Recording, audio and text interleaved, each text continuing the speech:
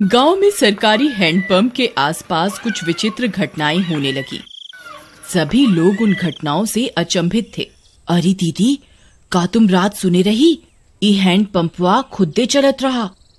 राती 12 बजे भला कौन पानी भरे आई? हमें तो बहुत डर लागत बा।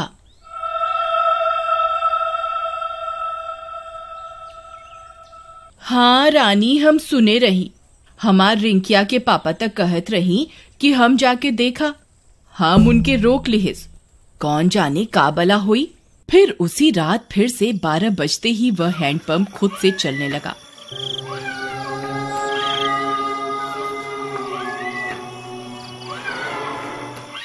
सभी गांव वाले सुन रहे थे, पर किसी की हिम्मत नहीं हुई कि जाकर देखे। फिर सुबह होने पर, अरे मीना दीदी, चला हो हैंडपंपवा पर पानी भरे के, हमें अकेले जाते डर लागत बा। फिर वे दोनों हैंडपंप पर जाती हैं। वहां पहुंचकर उनकी आंख फटी की फटी रह जाती है। वहां किसी के पैर का निशान होता है जो इंसानी पैर से दुगने साइज का होता है। ई देखा हो रानी, हम कहत रहे ना कुछ गड़बड़ जरूर बा। ई देखा, भला किस इंसान के इतना बड़ पैर हुई। तभी वहां पिंकी आ जाती है। अरे दीदी, क्या हुआ? आप दोनों इतनी परेशान क्यों हैं? ई देखो बहन, इतना बड़का पैर। लागत है कौनो शैतान ई हैंडपंपवा पे आया रहा। कम ऑन दीदी, कोई प्रैंक कर रहा होगा। हमारी सिटी में तो ऐसे बहुत करा जाता है। अरे आप शहर से आई रही पिंकी बहन, आप ये सब ना समझी। फिर रात होने पर हैंडपंप फिर खुद से चलने लगता है।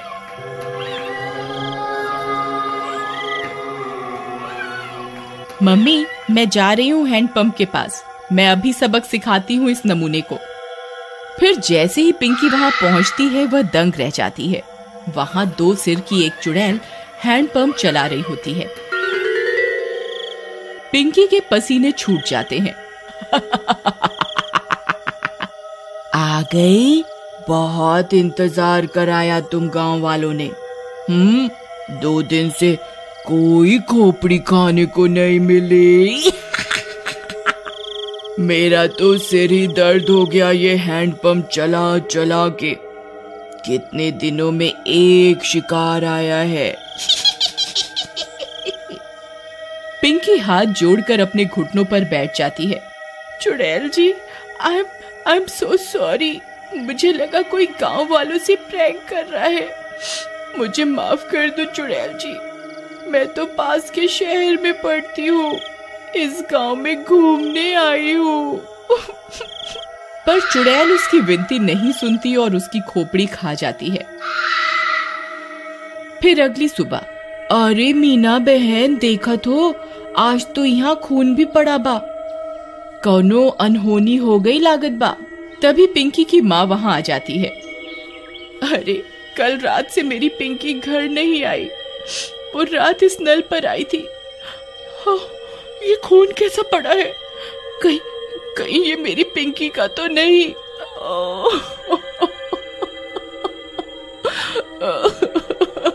अरे भौजाई, हम उसे कल ही कहे रहे कि ज्यादा लेक्चर का झाड़ो।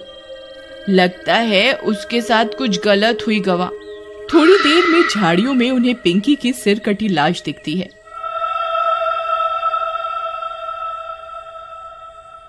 यह बात पूरे गांव में फैल जाती है। सब फैसला करते हैं कि अब से इस हैंडपंप पर कोई नहीं आएगा। फिर रात होने पर वह चुड़ैल फिर से हैंडपंप पर आकर उसे चलाने लगती है, पर कोई नहीं आता। लगता है गांव वाले चालाक बन रहे हैं। इनको किसी और तरकीब से बुलाना होगा, नहीं तो हम भूखी मर जाएंगी। हाँ, पर करें क्या?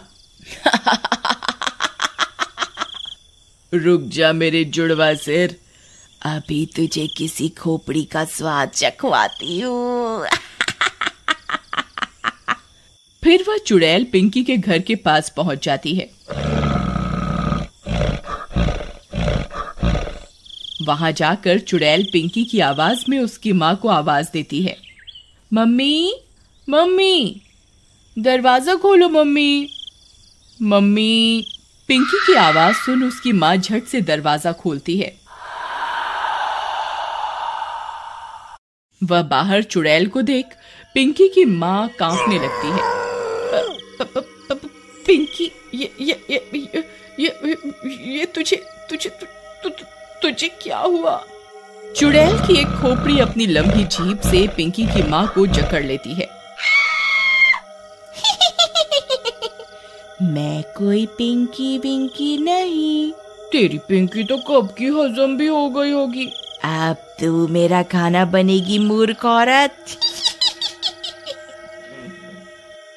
फिर चुड़ैल उसकी खोपड़ी काट कर निकाल लेती है और उसे खा जाती है।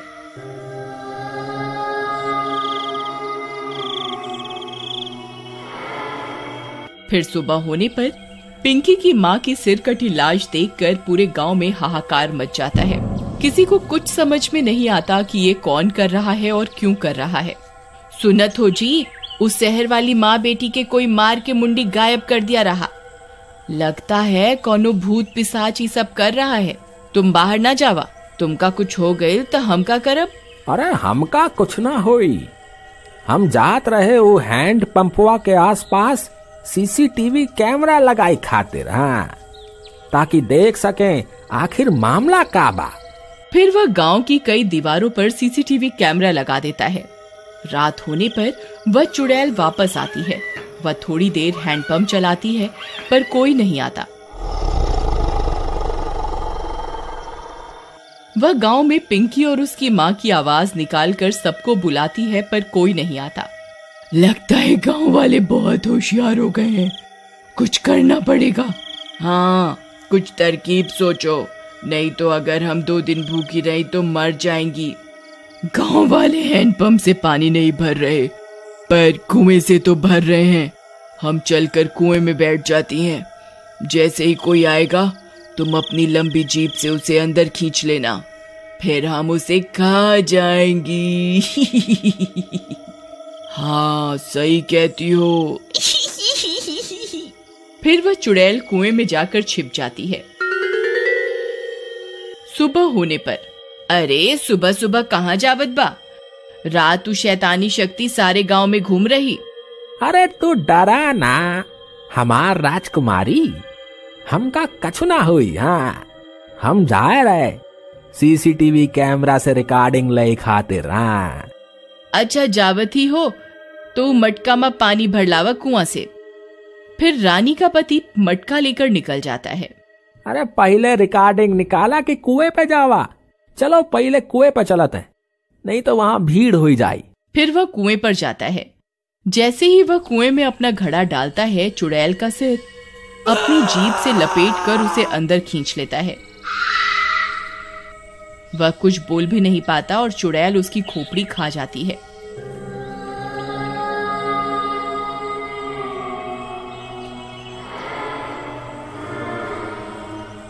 कुछ देर में गांव वालों को उसकी सिर कटी लाश कुएं में दिखती है। इस बार और कोहराम मच जाता है। हम कहर, अरे हम इकरा के कही रही ना जावा सुबह सुबह, पर ये हमारी एक न सुनी। हम तो लुट गईली, बर्बाद हो गईली। हे राम।